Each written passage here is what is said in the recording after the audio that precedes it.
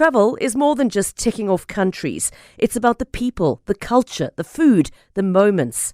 I'm Pippa Hudson, and on Wonder the World, I invite you to join me every week as we explore destinations both near and far, with the help of fellow adventurers who share their unique travel stories.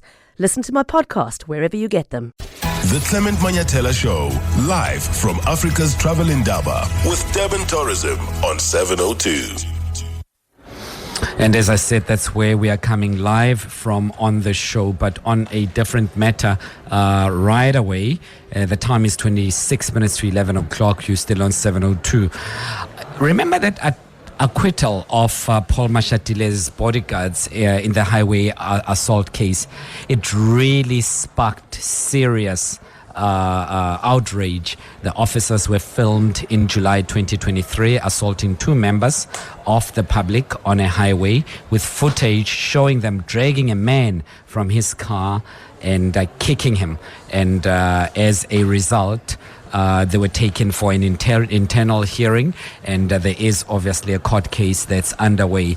A number of individuals, including Ian Cameron, the chair of the Portfolio Committee on Police, were not pleased with it. And Ian Cameron was speaking to Clement last week, were saying that he'll be approaching the Minister of Police and the National Commissioner to demand an explanation for the acquittal by SAPS of the 8 VIP unit members who were filmed assaulting two members of the public. They were represented by the South African Police Union, and the reports tell us that, amongst others, the union representatives argued that what was recorded in public could not be used in that particular hearing.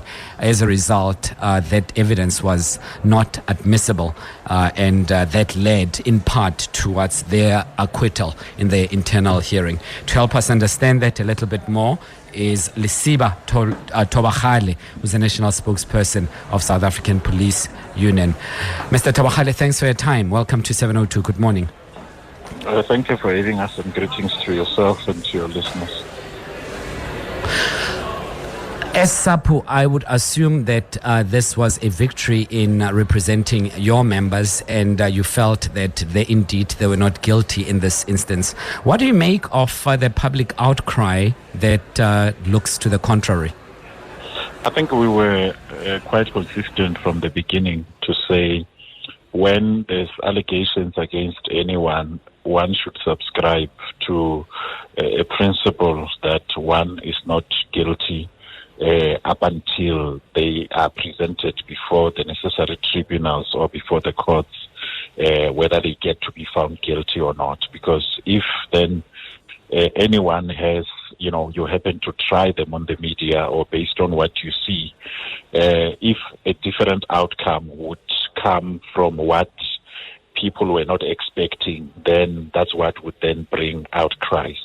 So in this regard, we were quite vocal about it to say, let the members be taken through the necessary processes. And in this regard, in the SAPS, we've got a disciplinary regulations of 2016, which is a main regulation that is being used in order to deal with discipline of the members of SAPS. And discipline also states one of the good principles, which are saying that discipline is a line management function.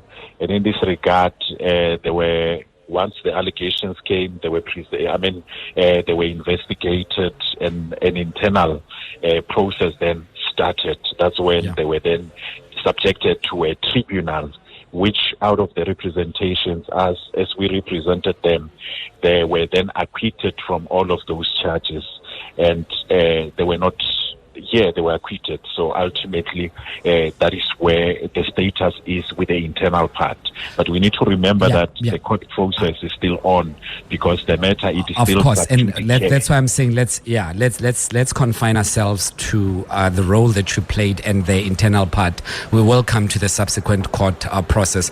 Is it your impression that they were innocent as SAPU, as the values that you uphold based on the evidence that was given? Just generally, I'm just now looking at SAPU values. Is that what they did, according to you, there was nothing wrong? A union has a responsibility to represent its members, because a member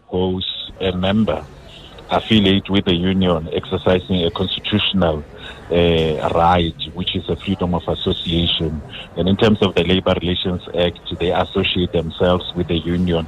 Then the union has a responsibility to represent a member. It is not even for the union to determine whether the member is guilty or not. But a union has the responsibility to represent every member in every department. No, Mr. Thobakgale, I think you might not have heard my question. I was asking, notwithstanding the response that you've given me now, that is it your impression, over and above, outside your responsibilities, reflecting and contemplating upon what transpired and the evidence in front of you, and every material effect that you could have gone through, is it your impression as SAPU that what they did, let alone illegal, is it right and consistent with the values of SAPU? Unfortunately, I will not answer you in the manner that you are pushing for. The answer we are giving in this regard, it is the fact that everyone who is our member, when they come to us, it is not for us to determine, because we are not the chairpersons who sit in the tribunal. No. I'm aware of that. I think what you are missing. Yeah. I think you're missing something intrinsic. So let me ask it differently. We are often seeing police being subjected to ridicule and being attacked, as we've seen in central Johannesburg. Is that something that SAPU likes? Rephrase your question. No. It's just very simple. I'm just asking. When people are verbally attacking the police, criticizing the police, and unfairly doing so, is that something that is consistent with your values? Is that something that you would protect?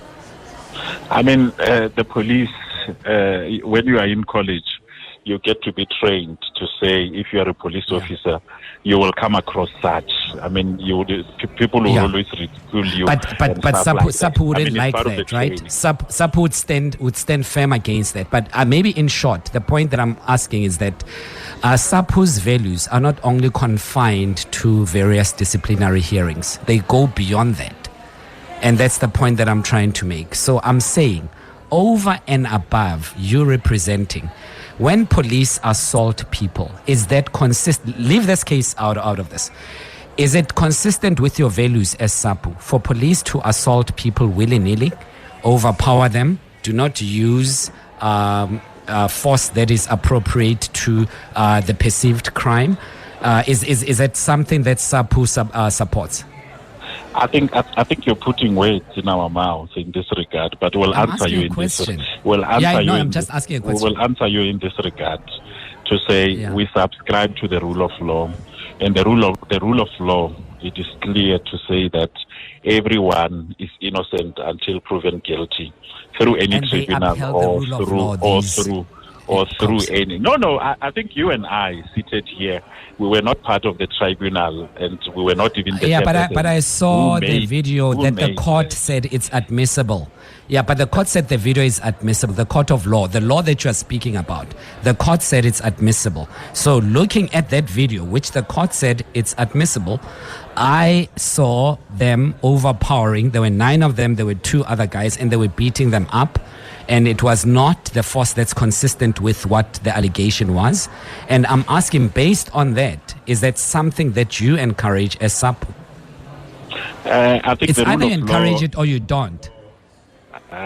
No. Maybe you should allow us to speak in the interview. You should give us a chance so we speak. The point I would also like the questions answered. Unfortunately, I won't answer you in the way that you expect, but I think you are giving me Stalingrad answers that are long and that are taking me through a filibustering process, and then it's deliberately eating on time, and it's a strategy that you use. I've asked a simple question, but you want to elongate it so that I forget what the question was about, so that you've confused everyone else at the end of it, and then you say I don't give you a chance to respond. I've asked a very simple question. Do you encourage what you saw on the video? I mean, for everyone in South Africa, in terms of our laws, they have a responsibility to make sure that everything that they do it within the ambit of the law, inclusive of the police themselves. They understand that they themselves, being the ones who are to uphold the law, because they are the law enforcers, and every time they have to be within the confines of the law.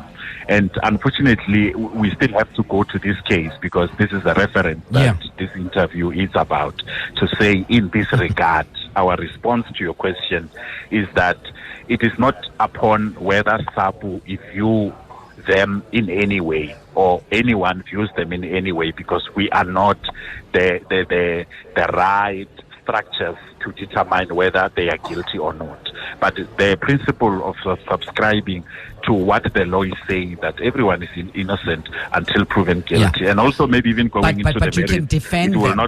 not assist us because it is just subject. No, but you can defend them.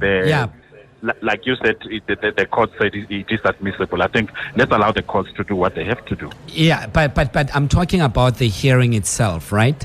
I'm saying that, yes, it was not your place to determine on their innocence or guilt, but you saw it fit to represent them and to argue that they are innocent based on what you had. My major concern is not you representing them, but it is rather the impression that is given to the public by SAPU when police are beating up citizens who are unarmed, who are helpless. And you are encouraging that image and you are protecting the members who are doing that. And when people call in on various shows that we host here and say that unions are problematic, they are protecting culprits, people who don't do their work properly, and protecting their jobs. We're the first to argue with them. So I'm testing that line of thought.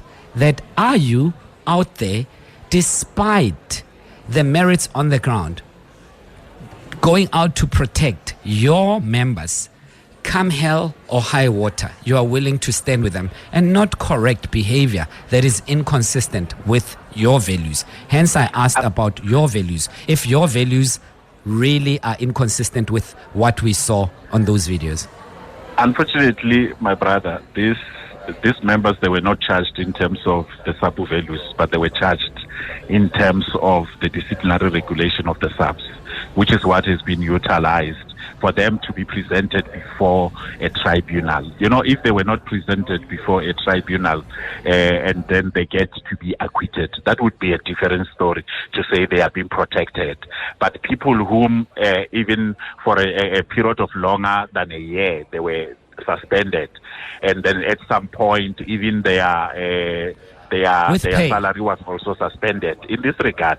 In this and they fixed that. No, they went back to fix that. No. I'm still explaining to say they were subjected to that up until the tribunal came to an end without outcome. So for the fact that everything was done in terms of disciplinary regulations of 2016, and in any case, it's either you have a guilty sanction or you have a not guilty. And in this regard, based on the representation that the organization has done in terms of disciplinary regulations of 2016, which is a sub-disciplinary code, they were acquitted in this regard. I think maybe you should be posing a question to SAPs in terms of their disciplinary regulations. But in terms of I know who to pose my questions to. They followed everything.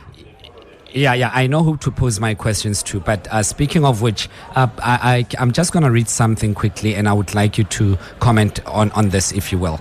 And it says, we will behave in a manner which is consistent with these values. We will act honestly and responsibly in all situations. We will always tell the truth, perform our duties with noble motives, and set an example in communities we serve, country, and treat every person with equal respect. Are you familiar with that? Yeah. Well, share with us, where did I quote that from, if you will? That is the code of conduct of SAPS. Yeah, and that's why then I am saying, in that instance, your members, in this instance, did they treat every person, those people, with equal respect? And I think we have... Yeah, okay. Oh, okay. No, you're still going on before I respond. No. Go ahead.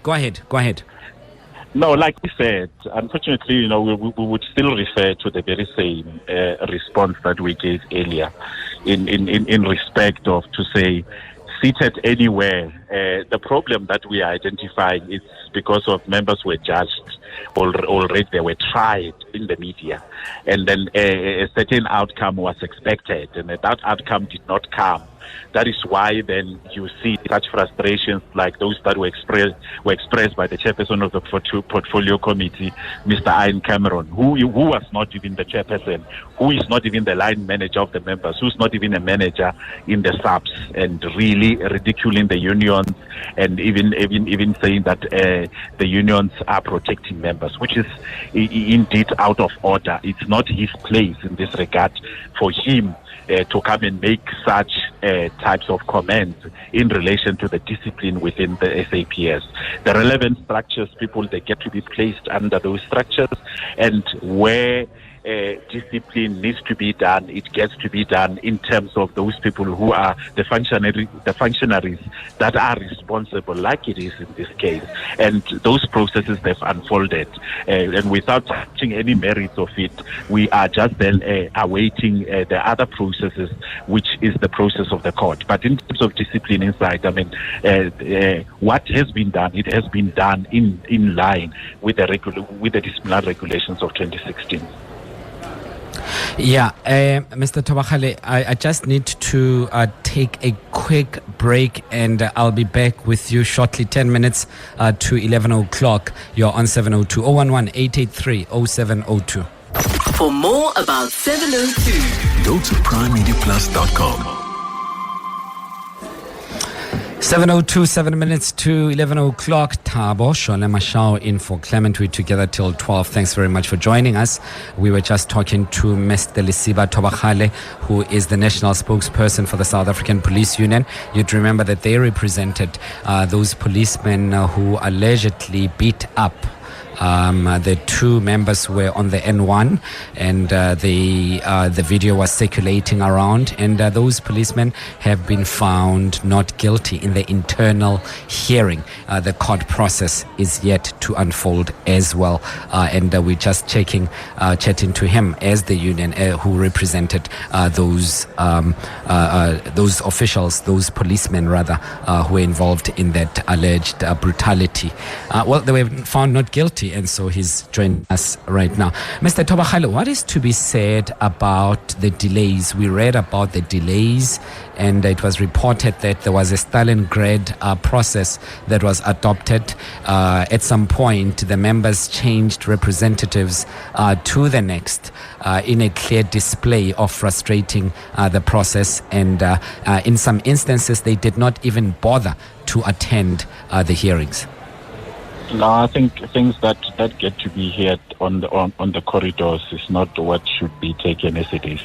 I mean, we came in as a union to really represent the members during the time where they needed representation. And definitely, departmental cases, they get to be complex. And sometimes you would happen to have what we call postponements, looking at what are the reasons behind the postponements. And those postponements now, they are being framed as if they were just only on the side of the members. Where when SAPU came on record to represent the members, then definitely there was a need to request a postponement so that there could be some areas that needs to be cleared accordingly, so that when we move forward, we could do that. What is not being mentioned, it is postponements that came as a form of where the chairpersons got to be changed from the side of the employer in this regard. I think every disciplinary case, like we said, it has its own highs and lows, because everything, you may think that it is not too complex, but when you get into dealing with a case, there's some complexity that comes in and you have to deal with them. And I mean, it took quite a longer process where in between the employer unfairly stopped their salary as they were suspended, and the members they spent a number of months, close to 3 months, without a salary, which we know in terms of disciplinary regulations of 2016, you cannot suspend somebody with a salary for such a longer period in this regard without finalizing the case. So those were some of the frustrations that we had to deal with whilst we were dealing with the case in this regard. But fortunately, it then came to the finality where then the acquittal came and the matter was put to rest internally. Yeah, and it was just so unfair of them. They became victims of this entire thing that they did not start at all, and they were unfairly treated throughout this process, and the law had to be adhered to as per the regulations that you have stated. However, they did not take that into consideration when they were apprehending those individuals on the side of the road. Mr. Thobakgale, what's to be said in closing? What is to be said about the image of how policemen carry themselves, especially your members, in executing their duties as you advocate for professional and healthy relations with the public? What is to be said about that? And do you think that this incident best demonstrates the professionalism that you speak about as a union? Every case has its own merits and should be treated as such. And we just want to encourage to the public as well and to everyone to say, when there are allegations against members, it's not for the public to conclude to say, you know what, somebody is guilty or not. We should all subscribe to the rule of law to say everyone is innocent until proven guilty. Police officers are trained to deal with different types of situations, and every situation will have to be dealt with accordingly in terms of how that situation is. And police officers are clearly trained, in terms of the law, for them understanding to say what are the parameters given for them to operate within the ambits of the law. I think that is the most important thing to always remember. And definitely in conducting duties, somewhere there would be issues that will want the police officers to answer to certain types of acts. And that is why then they get to be subjected to the tribunal, which will look deeper into everything. And then that is the one that will give an outcome there of, or what we call a finding on what really has transpired. Yeah. But the relationship between the police and the members of the society, it is important because the police are not the enemy. The members of society are not the enemy. But the enemy that we are confronted with, it is crime. And we need to hold hands together to fight against crime, my brother. Thank you so much, and Lesiba Thobakgale, National Spokesperson of the South African Police Union.